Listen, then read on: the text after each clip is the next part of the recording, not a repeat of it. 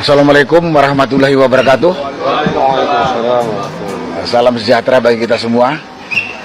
Terima kasih dengan kesempatan saya untuk bicara sore ini.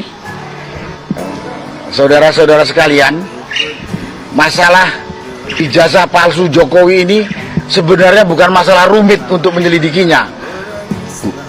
Bukan masalah rumit. Kalau saya diberi kekuasaan penuh untuk menangani, saya yakin nggak sampai 2 minggu selesai.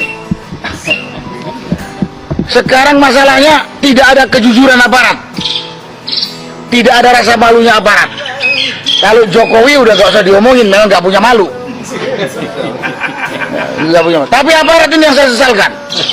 Dia digaji oleh rakyat untuk kepentingan rakyat, untuk kepentingan negara, tapi masih bisa dikendalikan oleh manusia kotor busuk yang namanya Jokowi ini. Dari penjelasan teman-teman tadi semua tahu ijazah Jokowi itu yakin saya palsu. Tadi udah dijelaskan, dia pernah jadi kepala daerah di Solo, di Jakarta, sampai jadi presiden. Masa di KPU tersebut atau di KPUD tersebut hilang data dia? Ini kan suatu tindakan untuk menutup kepalsuan itu gitu. Jadi pada kesempatan ini saya singgung, sekali lagi saya yakin Jokowi tidak punya ijazah S1 UGM. Kalaupun punya, palsu. Dan ini bukan masalah sulit untuk dibuktikan, asal aparat mau jujur dan punya malu. Ya, dan punya malu. Dan pada kesempatan ini saya katakan kepada aparat yang menyusul dalam hari ini Polri, cobalah kau jujur, cobalah kau hidupkan lagi rasa malu. Suruh ngusut gini aja nggak bisa. Untuk apa sekolah tinggi-tinggi dari Akademi Kepolisian, PT IKA sampai ke Sespati dan segala macam? Nggak ada gunanya itu. Ini tinggal panggil Jokowi, mana ijazahmu? Tuntas. Dan aparat polisi ini punya kekuatan, punya organisasi, punya ilmu cukup. Tapi karena tidak punya etikat baik, nggak selesai sampai sekarang. Dan pada kesempatan ini juga bukan hanya polisi atau Polri, lewat Kapolrinya juga kepada Presiden Prabowo. Bapak di mana?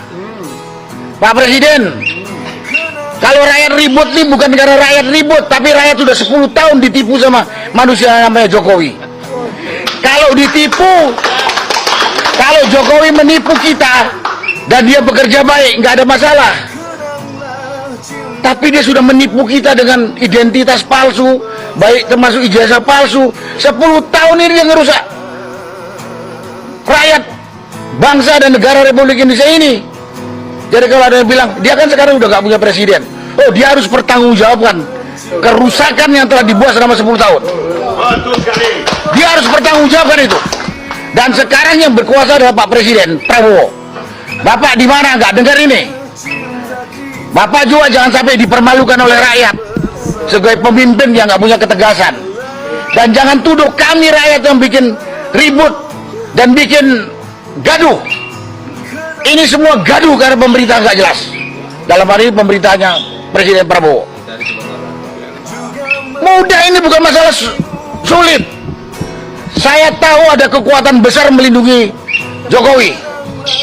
Baik itu namanya bekas jenderal TNI dan Polri, baik itu profesor dokter, saya tahu melindungi. Karena dia tahu kalau Jokowi terbukti penipu, dia juga akan terangkat. Tapi Pak, bapak-bapak yang saya katakan tadi jadi begundala Jokowi, Pak, Bapak itu punya malu nggak? Saya himbau sini, keluarga dari bapak pelindungnya ini, malu nggak?